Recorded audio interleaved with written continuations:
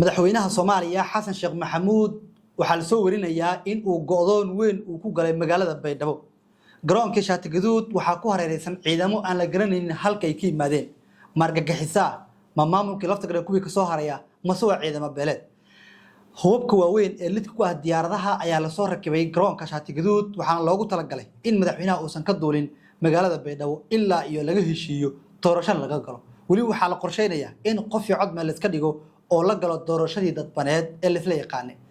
barnaamijkeena waxaan ku eegi doonaa Mukhtaar Rowow awood weyn ayuu la soo baxay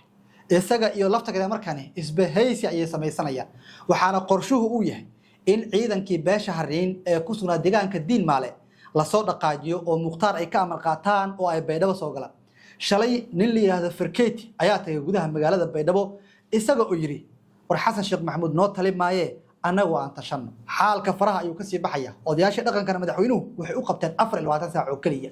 beesha hawiyana siyaasiyiinteedii magaalada Baydhabo ay isku sii daabulayaan iyagoo qorshoodu u yahay in madaxweyne ku xeen ka helaan maamulka koonfur galbeed Soomaaliya kamid noqon saaxiibadeena waxaan muuqaalka la gareey janaalka subscribe soo hadii aynu ku bilowno madaxweynaha Soomaaliya Xasan Sheekh Maxamuud oo wali ku sugan magaalada Baydhabo ayaa kulan gaar ah la yeeshay odayaasha dhaqanka koonfur galbeed isaga oo kala hadlay qorshihiisa ku aadan maamulka maadaama uu dhacay isbedel weyn madaxweynaha ayaa si gaar ah odayaasha uga hadlay hanaanka dhismaha maamulka cusub iyo sidii ay u qaadan lahaayeen doorkoodu maadaama la galayo doorasho si loo helo baarlamaan iyo madaxweyne cusub kulanka oo muhiim ah ayaa sidoo kale waxa diiradda lagu saaray xoojinta nabadda iyo dib u heshiisiinta bulshada adkeynta geedi socodka dimuqraadiyeynta gurmadka abaaraha iyo horumarinta dowladnimada sidoo kale madaxweynaha ayaa odayaasha ku bogaadiyay doorkooda taariikhiga ah ilaalinta midnimada iyo wadajirka bulshada xalinta khilaafaadka iyo taageerida dowlad dhiska dalka isaga oo adkeeyay muhiimadda wada shaqeynta dowladda iyo hanaanka ay hoggaanka dhaqanka si loo ay ku leeyihiin doorka dowladnimo si loo xaqiijiyo horumar iyo xasilooni odayaasha dhaqanka ee beelaha Digli iyo Mirifle ayaa dhankooda madaxweynaha kala hadlay in maamul loo dhiso isla markaana maamulkoodu ayaga ay u madax banaanaadaan oo ay helaan maamul ay ku kalsoonaan karaan oo awoodda dowladnimo aruursanayeen waxay ka shalaynayaan ayaa la leeyahay in lafta gareen ay madaxweyne ka dhigteen 7 sano oo xoog ku haystay isla markaana siyaasiyiintooda israakiishooda iyo bulshadoodiba uu kala qariyay oo uu diiday in Baydhabo la soo galo sida awgeed marka waxay leeyihiin aafooyinka iyo hurgumooyinka naga soo gaaray ayaan wali go'aanaynaa madaxweynuhu markani annaga ayaa wax dhisanayna ee federaalku waxba noo dhisi maayaan kaliya hana taageeraan hana nagu qancaan oo wax arnayaan sameysnaya taa oo madaxweynuhu uu ka cagajido yiri maamulkani aniga ayaa dhaqaale ku bixiyay laftigan meesha ka saaray waxaan xaq u leeyahay inaan dhisto maamul aniga xaggay ka yimaado siyaasiyiinta marka madaxweynaha ku safka ahaa ee hadda Baydhabo tagay waxa leeyahay qudhoodu taag xoogan ay galayaan wali xubno ka tirsan siyaasiyiintaasi oo aan la filaynin ayaa hub iyo ciidan ay ku urursanaya gudaha magaalada Baydhabo iyo hareeraha ayaa la kala safaraya siyaasiyiinta waxaana soo baxaya awoodo iyo sidoo kale kooxo doonaya in maamulka xoog ay kula wareegaan madaxweyne Xasan Sheekh Maxamuud haddii marka uu soo baxayo oo Mukhtaar Rowow iyo xubno kale uu soo wadan waayo oo xaseel ay ku jiro Baydhabo colaas sukay ay gali doontaa waa la isku baabi'i doonaa wali deegaanka gudihiisa waxa ka socda bilalqa xoogan hay'adaha qaramada midoobay ayaa ka hadlay arrimaha la xiriira bilalqada sidoo kale taliye shub oo waraysi bixi ayaa sheegay in goobihii dawladda xafiisyadii wasaaradaha la bilalqaysanayo oo la boobayo sidoo kale saldhigyadii waaweynaa ay shacabkii xoog u galayaan oo ay degayaan isla markaana hub iyo wixii yaala ka qaadanayaan waata maxaabiis dambiye galeen waaba la sii daayay iyagoon la xukumin isla markaana qaarkood dad dilay qaarkood deyn lagu leeyahay qaarkood diyo laga sugayo qaarkood cadaalad sugayaal ah ayaa xabsiga in laga sii daayay la sii fasaxay waxaasoo dhan waxa keenay uu leeyahay nidaamka Xasan Sheekh Maxamuud ee xoog ku qabsaday awoodda dowladda isla markaana wax kasta ayaga jeebkooda gashtay taliye shub waraysi ayuu bixiyay waxa uu u waramay kamid ah warbaahinada Soomaalidu isagoo ka hadlay xaaladda siyaasadeed wixii ka soo gaaray koonfur galbeed sidii lafta garan looga adkaaday isaga iyo Xasan Sheekh wixii dhexmar waxaan ku wadaagayaa muuqaalka taliye shub waxa ka codsanayaa channelka subscribe soo tiraado waad ka mid noqoto saaxiibadeena ugu xiran idiiday gurigii kan waa guriga anaa dhist haddana amar Xasan Sheekh aan kaga guuray ma ogi guriga anaa dhisto iskala waa naloo kiin luga qabtay waa naloo kiin luga qabtay hadhiin waxba la qaatay waxba lama qaada waxa ka fiican beenta iyo qurunka lagu dhuray kugu dhuraayeen ayagaba mootada ma qabaan waxyaabahaagi gumaadka aha oo qofkan qabiil hebel ma yahay gumaad aad dhigi jirtay oon kuga aqaanay booliiskaad ilaan isla joognay ku samee dadka kula jooga oo magac ila sheeganay waa dadkii halkan soo gaarsiiyay asluubta waxa la ii sheegay inaad dugsi quraan ku haysay meesha la yiraahdo Nairobi ani hadda Nairobi aan joogaa dugsi quraan ma qabanay bas la qaatay waxba la qaatay ninkii qaadayni waa og baabuura la qaataa lagu yiri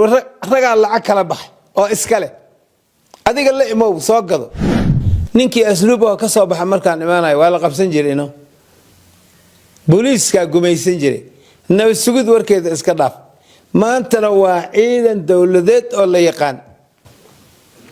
waxaan rabaa inaan ka hadlo ciidamadii asluubta oo leega soo bedelay aan hore u xukumi jiray oo dad aan run sheegaynin taliyaha cusub warar been ah ku dhuraayo inaan runta u sheegaan rabaa kow marka hore laba jeer ayaan asluubta ku noqday markii hore way ugu cusbayd markii dambe wax badan oo maanta ummaddu ogtahay oo dadweynuhu ay og yihiin Soomaaliyeed dawladuna ay og tahay ayaan aniga qabtay meelaysan weligii taliye iga horeeyay uu sangeynin waan geey marka malihi in iga baan sheego malihi talihi waxa loo sheegay been saraakiil meesha ka shaqeyso asluubta yaa beenta ku dhurtay inuu tii qaataan u malayn marka koobaad asluub hubkeeda yaan ka warbixinayaa gaadiidkeedaan ka warbixinayaa meelaha ay kala degan tahayna waan ka warbixinayaa warka runta anaa sheegay kuwa meesha jooga ma kuu sheegin qaado hadaa taliyihii tahay marka koobaad 60 qori oo 30 ah xilligii farmaajan keenay ayagoo haysta qoriga ka shucayga leeyahay hal qori oo caadi aan haysanin yaa waxaan keenay 60 kaas waa waagi farmaajo 60kii oo lagu shaqeynayaan ka tagay waan soo laabtay dadkan waxa waaye ciidanka ciidanimadiisa ay dhiman tahay ummadda tababaradoodan waa dhiig joojin ma dhameystaan dhiig joojin waay okay dad badan oo marka la fakaday qoriye la tagay yaa jira meel kasta waxa ula galeeno waa tariibkii hore kan dambe markii ciidankan la ii tiriyay oo iigu horeysay